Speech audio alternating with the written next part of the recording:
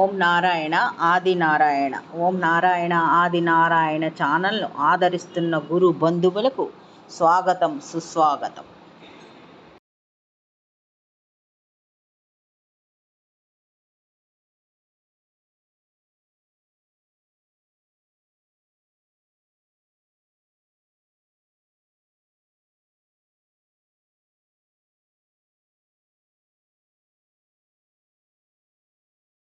ఓం నారాయణ ఆది నారాయణ. ఓం శ్రీ భగవాన్ వెంకయ్య స్వామి నమః. ఆశ్రిత జనరక్షకుడు, దీనజన బాంధవుడు శ్రీ భగవాన్ వెంకయ్య స్వామి వారి పాద పద్మములకు నా ప్రణామములు. సమస్త సగుణ రూప నిర్గుణ రూప గురుదేవుల పాద పద్మములకు నా నమస్సుమాంజలి. ఈనాటి దివ్యానుభవం శీర్షికలో శ్రీ భగవాన్ వెంకయ్య స్వామి వారి లీలామృతంలో జరిగిన కొన్ని దివ్య లీలలు ఇప్పుడు స్మరించుకుందాం. ఇప్పుడు గొలగమూడిలో ఉండే ఆశ్రమం ఆఫీసు స్టోర్సు ఉండే భవనం కట్టుబడికి 3 వంతుల ఖర్చు గవర్నమెంట్ నుంచి, అది కమ్యూనిటీ హాల్ నిర్మించే పథకం కింద శాంక్షన్ అయింది. అది కూడా ధన రూపం కాకుండా ఐరన్ సిమెంట్ ఇచ్చే విధంగా. ఇంకా 4వ వంతు ఆశ్రమం వాళ్ళు భరించేటట్టుగా ప్లాన్ చేసుకున్నారు. దాంతో వాళ్ళు 3 వంతులు ప్రభుత్వం నుంచి వచ్చే సిమెంటు ఐరన్ తోటి 4వ వంతు ఆశ్రమం వాళ్ళు భరించేటట్టుగా ప్లాన్ చేసుకొని కట్టుబడి మొదలుపెట్టారు. పునాదులు తవ్వి 2 రోజులు కూడా అవ్వకుండానే ఈ పథకం క్యాన్సిల్ అయిందని గవర్నమెంట్ నుంచి ఆర్డర్స్ వచ్చాయి. పునాదులు తవ్విన తర్వాత ఆపకూడదని చిన్నగా అప్పులు తెచ్చి పని కానిస్తూ ఉన్నారనమాట.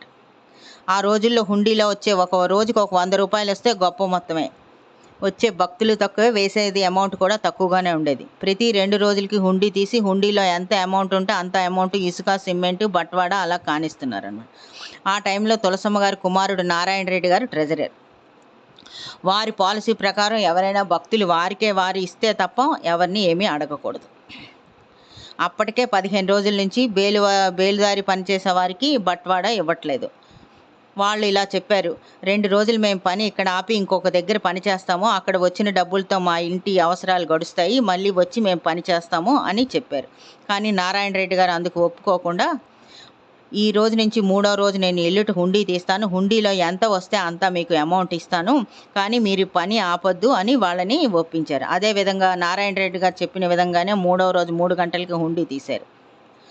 హుండీ తీసేటప్పటికి అక్కడ నమ్మలేని విధంగా సుమారు 50 నోట్లు, కొత్త 100 రూపాయల నోట్లు, అంటే 5,000 రూపాయలు హుండీలో ఉన్నాయి. ఆ 5,000 రూపాయలు తీసి వారికే, బేలుదారి పనిచేసిన వారికే ఇచ్చి పని సాగించారు. అంటే మన అవసరం గమనించి మనం అడగకపోయినా శ్రీ భగవాన్ వెంకయ్య స్వామి వారే అన్నీ సమకూర్చుతారు అన్నది ఈ లీల ద్వారా మనకి రుజువు అవుతుంది. ఇంకొక లీల, ఆశ్రమంలో ఒకసారి రైతులు మొక్కుబడులకి ఇచ్చిన ధాన్యం మాత్రం ఉన్నాయి. అవి మిల్లు ఆడించే మనిషి లేడు. స్వామి సేవకులు బుజ్జయ్య గారు ఊరు వెళ్ళి 10 రోజులైనా రాలేదు. ఆశ్రమంలో ఉన్న వాళ్ళు తినకుండా అయినా వచ్చిన అతిథులకి అన్నప్రసాదం పెట్టాలి అన్నది నియమం. కనుక బియ్యం లేనందున ఆ ఊరంతా బదుళ్ళు తెచ్చి అన్నప్రసాదం పెడుతున్నారు. ఇక బియ్యం ఇచ్చే ఇల్లే లేదు ఆ ఊరిలో. చివరికి ఈ బియ్యం విషయము సుబ్బరామయ్య సార్కి చెప్పారు. అది సారు సరిగ్గా స్కూల్కి వెళ్లే ముందు, సైకిల్ ఎక్కే ముందు చెప్పారనమాట. సార్ కూడా ఏం చేయాలో తెలియలేదు. ఆ రోజుల్లో సారు నిత్యం ఉద్యోగం చేసి 60 కిలోమీటర్లు ట్రావెల్ చేసి సాయంకాలానికి గొలగమూడి వచ్చి ఉంటున్నారనమాట. అక్కడ ఉన్న అంగడి వాళ్ళతో కూడా సార్కి పెద్దగా పరిచయాలు ఏం లేవు. కానీ ఎలాగా అక్కడ ఒక అంగడివాడి దగ్గర ఒక 10 కేజీలు బియ్యం తీసుకొని ఆశ్రమంలో ఇచ్చారు. స్కూల్కి వెళ్ళిన తర్వాత వచ్చేటప్పుడు డబ్బు తీసుకొద్దామని అనుకున్నారు, కానీ ఆ విషయం కూడా మర్చిపోయారు. ఆ అంగటివాడు, గొలగమూడిలో ఉన్న అంగటివాడు 3 రోజులు అప్పు ఇచ్చాడు. ఇంకా 4వ రోజు అప్పుకి వెళితే ఆ బియ్యం అయిపోయాయి, నెల్లూరు నుంచి వస్తే ఇస్తానని అన్నాడు అతను. ఇంకా అప్పుడు ఒక పూట పస్తు ఉండడం తప్ప వేరే మార్గం లేదు అక్కడ ఉన్న వాళ్ళకి. కానీ సర్వసాక్షి సర్వసముద్రి అయిన శ్రీ భగవాన్ వెంకయ్య స్వామి వారు తన బిడ్డల్ని పస్తు పెడతారా? మధ్యాహ్నం 3 గంటలకి, ఆ రోజు మధ్యాహ్నం 3 గంటలకి ఎవరో ఒక భక్తుడు ఏ క్లాస్ బియ్యం ఒక బస్తా, అంటే 100 కేజీలు ఉంటాయి, నూనె డబ్బా, నువ్వుల నూనె 5 కేజీలు, చక్కెర, కందిపప్పు, ఆవాలు, జీలకర్ర, చింతపండు, మిరపకాయలు, ఎర్రగడ్డలు, కూరగాయలు మొత్తం మొదలగునవన్నీ సర్వం కారులో తెచ్చి ఆశ్రమంలో పెట్టారనమాట. అప్పుడు ఆ బియ్యం నుంచి బదులు తెచ్చుకున్న బియ్యం అన్నీ తిరిగి ఇచ్చేశారు.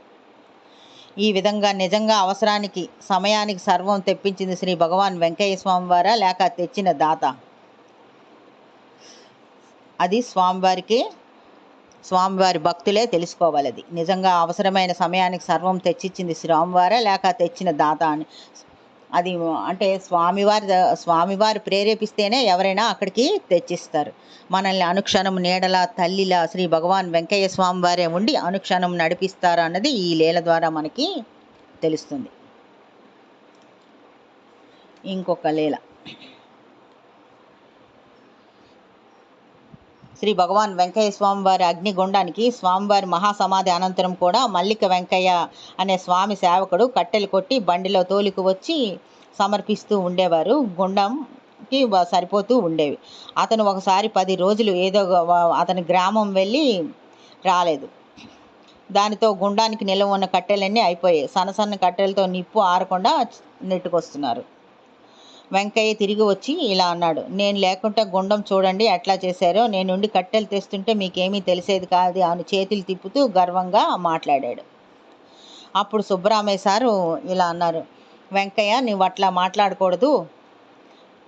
నా జీతం 10,000 రూపాయలు, అంటే 82, 83లో సుబ్బరామయ్య సార్ జీతం 10,000.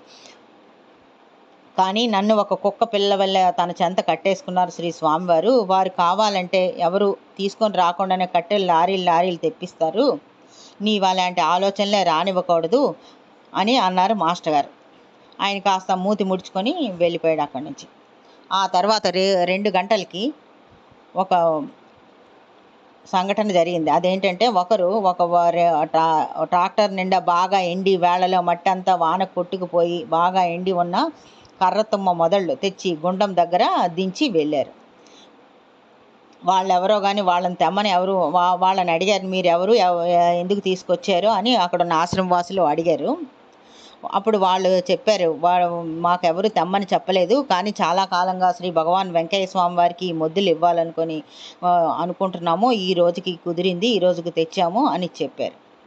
అప్పుడు సుబ్బరామయ్య సార్ వెంకయ్యని పిలిచి ఇప్పుడేమంటామని అడిగితే అతను చెంపలేసుకున్నాడు. మన వల్లనే జరుగుతుందనే భావం వస్తే అటు దాతకైనా ఇటు శ్రీ స్వామి సేవకులైన ఇరుపక్షాలకి అపరాధం అంటుకుంటుంది అన్నది ఈ లీల ద్వారా మనకి తెలుస్తుంది. ఓం నారాయణ ఆది నారాయణ, ఓం నారాయణ ఆది నారాయణ, ఓం నారాయణ ఆది నారాయణ, ఓం నారాయణ ఆది నారాయణ. ఓం శ్రీ భగవాన్ వెంకయ్య స్వామి నమః, ఓం శ్రీ భగవాన్ వెంకయ్య స్వామి నమః, ఓం శ్రీ భగవాన్ వెంకయ్య స్వామి నమః.